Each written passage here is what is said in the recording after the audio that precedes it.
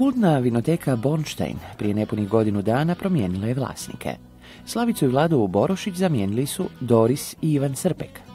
I čini nam se da su na pravom putu. Pa na samom početku da čujemo kako se to čini Ivanu Srpeku. 8 mjeseci mi smo u prostoru sada.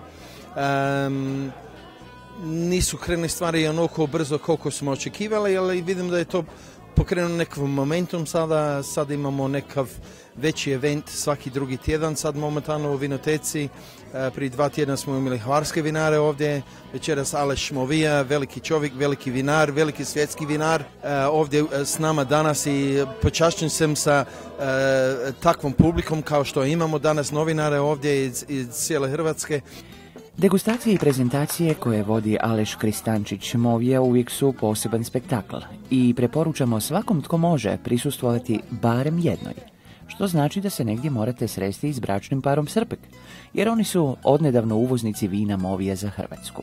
Mi smo sad uvoznici vinarija Movija, Ščurek i Prinčić iz Slovenije. Mislim da ako idemo nazad neki 7-8 godina, mi smo prodali dosta slovenska vina ovdje u Hrvatskoj i onda zbog političke razloge i sve ostalo dosta ljudi su bojkotirali Slovence, a mislim da smo sad u Europi, sad smo cijela velika Europa, EU, i mislim da je sad vrijeme da to stavimo iza sebe i radimo skupa. Susret našeg Tomislava i Aleša nećemo prepričavati. Stari su oni znanci i prijatelji. Aleš je nakon dužeg vremena ponovno u Zagrebu. Pa, Aleš, kakav je osjećaj? Krasan. Zagreb je onaj grad gdje se, gdje mi kažemo vinari da se izlazi. Znate šta to znači? To znači da se ideš sprehoditi, da se ideš uključiti u taj gradski život koji dosta puta, ako si pravi seljak, fali tamo, ne? Tamo je sasvim nešto drugo gdje treba raditi, ne? I zato je lijepo kad dođeš u Zagreb. Zagreb je stvarno grad kako treba, bravo. Kroz Alešovu vinariju prošli su mnogi kraljevi, predsjednici i koje kakve velike face, ali to ga nikad nije ponijelo. Uvijek je ostao istinski vinar, zaljubljenik u svoj posao koji ima samo jednu zadaću. Moja zadaća je da napravim stvarno vino. Vino koje je iz čega? Iz grožđa i dosta. Nema ništa drugog. I do toga doći je teško. Treba raditi. Treba imati ruke od seljaka. Ne možeš ti imati ruke od advokata i pričati kako radiš vino. To ne prolazi više. A druga stvar je ukus. Ako se vam sviđa, ja se nadam da će se vam sviđa, ali to je vaša stvar, to je od svakog pojedinca. Ja moram napraviti stvarno vino. I ako je vino stvarno, onda je i dobro. Na ovoj degustaciji probali smo nekoliko Alešovih vina i vrlo dobro znamo koja su nama najbolja. Ali našeg Tomislava je zanimalo koje je vino Alešu najbolje. Pa vidiš, danas smo probali i po govoru si možda vidio da je Lunar, oba dva Lunara su ona što su promijenila jednu novu stranicu u historiji vinarstva, jer to su prva mjerna vina i puro. Prvo nemjerno, znači pjenušovo vino koje izlazi na tržište sa analizu, ne sa filozofijom, nego analiza kaže da ono ima 3, možda 5 mg sumpora, jer nijedno vino ne može doći na taj svijet bez svojeg prirodnog sumpora. Ali je taj dio jako mali, to je stvara se kao tercijalni produkt fermentacije, ali ne dodanog sumpora. I znate koliko ono može živjeti? Više od nas koji put. Zavisi od čepa. To je to. Velika većina ljudi kada kuša vino prvo postavlja pitanje koliko ima alkohola. Krivo. Sada će vam Aleš objasniti da je bitniji onaj dio u kojem nema alkohola. Gledajte, kuhar u kuhinji mora paziti da napravi dobro jelo. Jer gdje ga stavimo? Ne stavimo ga u žep, nego ga stavimo u tijelo. Vinar mora u čaši napraviti, mora pustiti lijepo, dobro vino. Koje?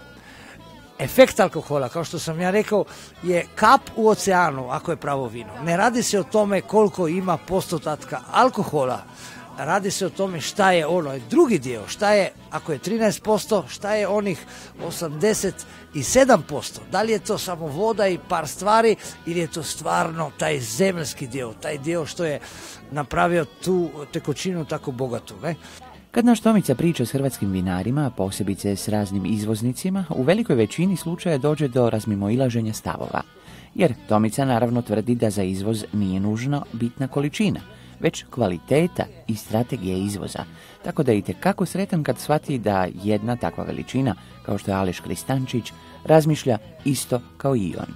Movija prodaje cijelom svijetu, a naša količina nije velika, 120.000 boca, razdeljenih u cijelom svijetu, ali baš u tome je i poanta. Ne smemo nikad razmišljati da ako si mali, da onda šta, onda bi trebao prodati sve u bližnjoj okolini. Ne, ukus je baš, imamo dva tipa hrane. Jedna je ona koja se treba snabdjevati iz vlastitog vrta, ako možemo ovako kazati, iz blizine i mora biti svaki dan svježa, a druga je ona koja ima noge i koja putuje. Ako imamo takvu stvar, onda i moramo pustiti, moramo se mi truditi da putuje.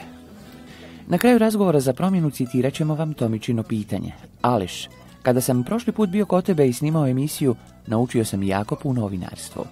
Mislim da sam sada spreman za sljedeći korak. Pa može li ekipa Get Reporta uskoro u Movijine dvore?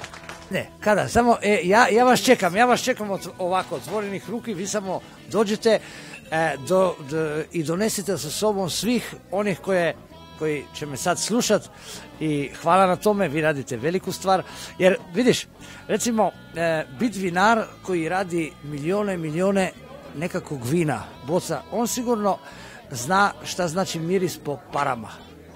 Ja nisam takav tip vinara, a mogao bi biti takav, znaš, to samo i mislim da ne bi bilo teško i to znam napraviti, ali ja sam 8. generacija u toj kući koja je bila jako, kako se kaže, ne jako ozbiljna sa mnom dok sam još bio dijete i kad možda nisam koje stvari ni dosta dobro prihvatio i možda su ostavile i neke vrste rane u meni, ali danas znam da to sve nije bilo bačeno i da postoji razlog. Razumeš? Zato ja sa vama, svi zajedno, top. Hvala. Čuli smo velikog čovjeka i velikog vinara Aleša Kristančića. I da, uskoro reportaža iz podruma Movija. A vjerujte, tome se posebno veselimo.